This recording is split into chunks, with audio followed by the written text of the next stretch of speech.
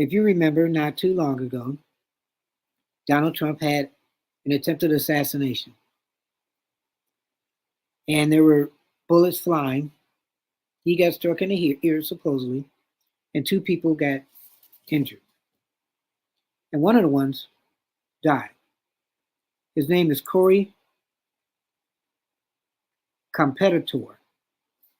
And we're going to have a clip with his family talking because we see things happen. We don't really see the end results of things.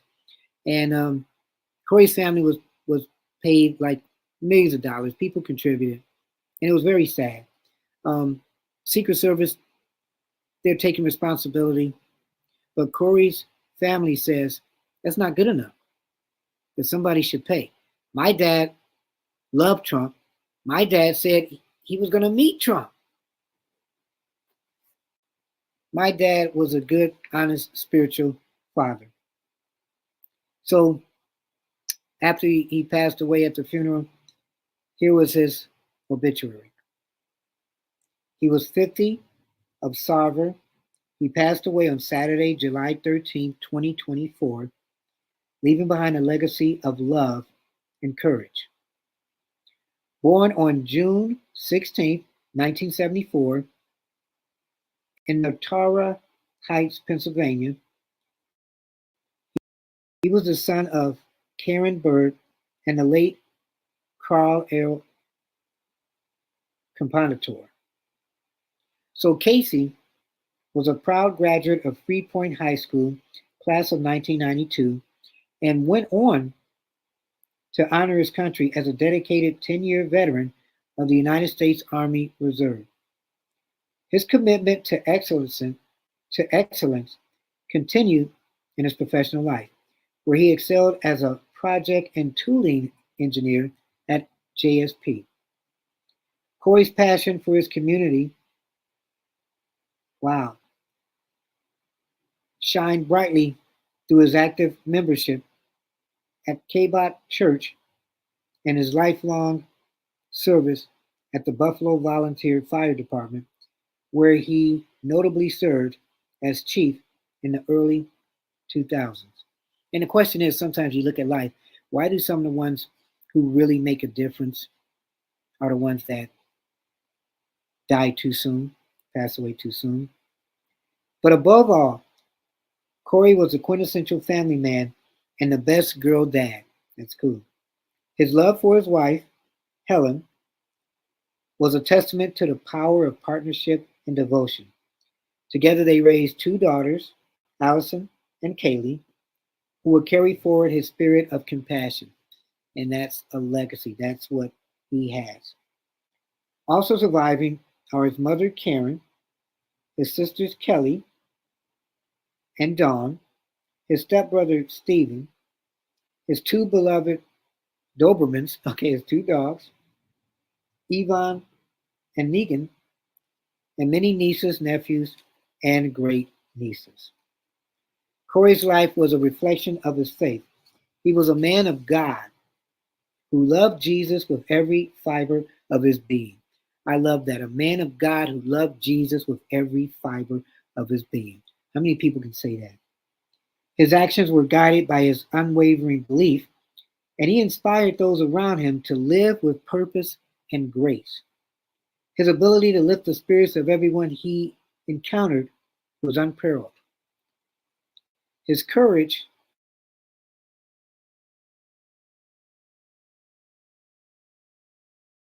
this was interesting, was not the loud, boisterous kind, of quiet resilience, the strength to be vulnerable, and a bravery to lead with love. The bravery to lead with love, because it's very hard to lead with love these days. So he really stood out. Corey's legacy is not just in the major milestones that he achieved, but in the small acts of kindness that marked his everyday life. He was quick to help those in need, never expecting anything in return, and his impact on the lives he touched was profound. Wow. His life reminds us that to be courageous is to love without limits. So this was his obituary. And may you rest in peace, Corey. God brought an angel down here to earth to help change people's lives. And you never know. I call it the DNA. If you help somebody and you change their life around and you touch somebody, kind of like Corey did, then prayerfully they would have learned from that and they'll do the same thing. So, Corey, our hearts go with you. And what better way to continue this? To have his family pay tribute, the girls, his daughters, to their dad, and the wife to her husband. But let's not forget, they're in pain, and they feel somebody should be held responsible.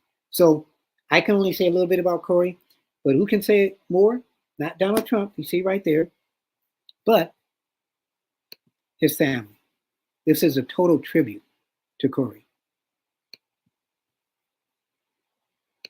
What happened? When the shots rang out in Butler Township, one man immediately dove to protect his wife and daughters. Corey Comperatore put himself between the bullets and his family, and one of those 8 bullets fired struck Corey in the head. As America watched Secret Service scramble to protect former President Trump, Corey was taking his last breath. He definitely was a hero. He saved his wife, he saved his child, and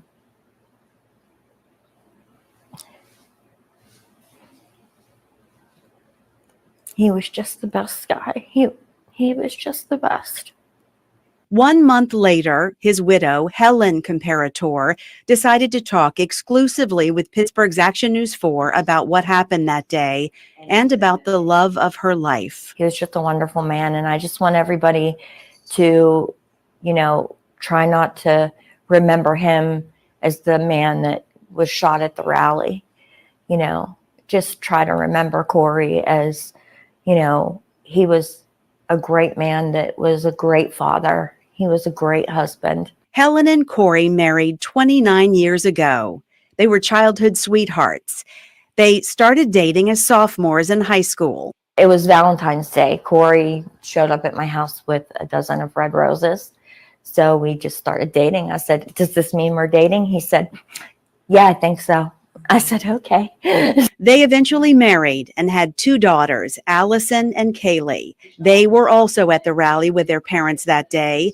They said their dad was thrilled to be going to see Trump in person for the very first time. When the shots rang out, Corey yelled for them to get down. And as he pushed Allyson out of the way, a bullet struck him. I was the one that my dad threw down. As he was throwing me down, that was when he was shot, and he ended up falling onto me. And I don't remember hearing any other shots. I don't remember feeling any other shots because, in that moment, I was just, like I said before, I was trying to take care of him. I was really confused when he was on me. And I had turned around I was confused, and I went, "Dad."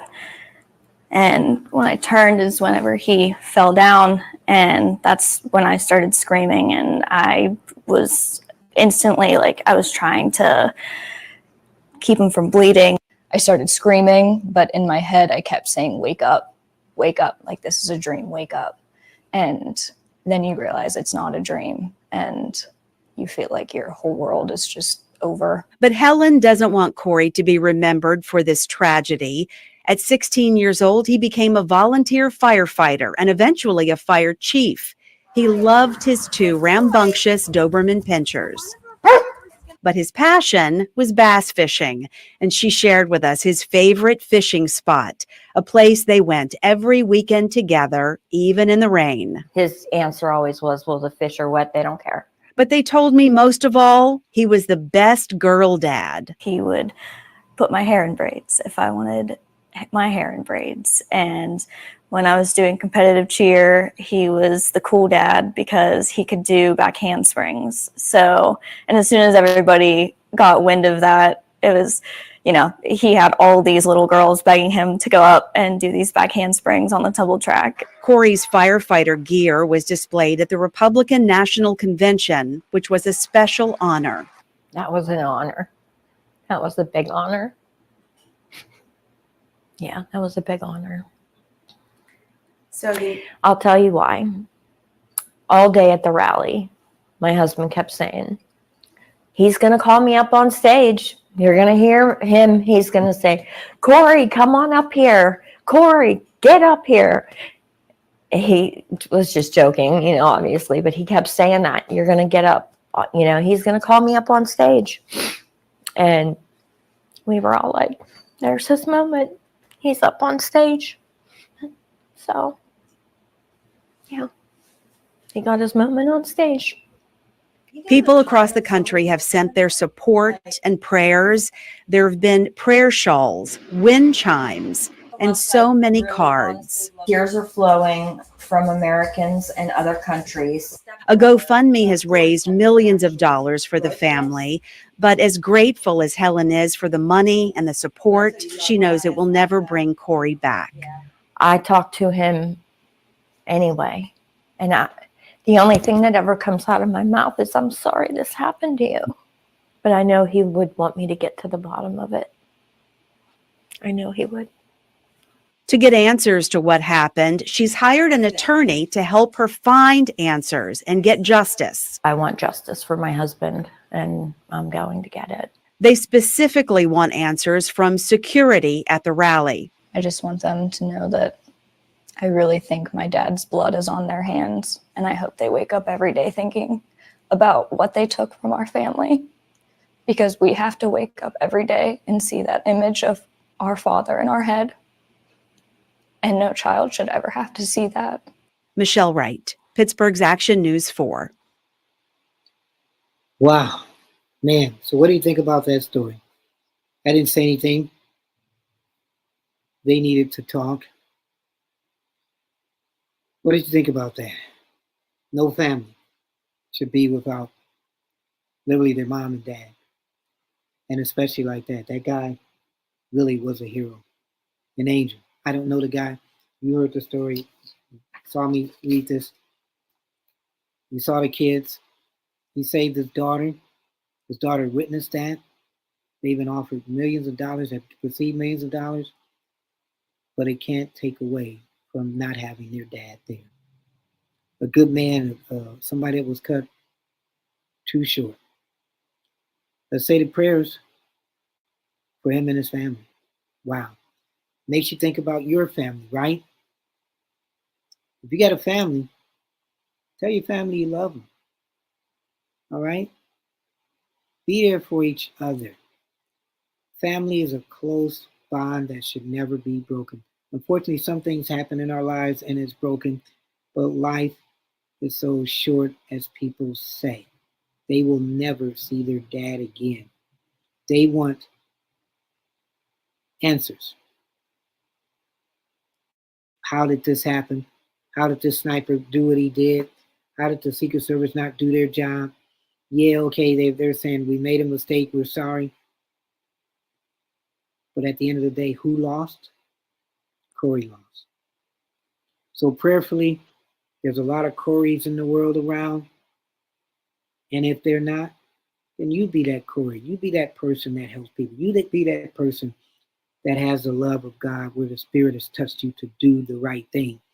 And sometimes the right thing is hard because society and life is hard. But if you have whoever you believe in to keep you positive in your heart, then that's who you're supposed to be. So prayerfully, there's a Corey in all of us.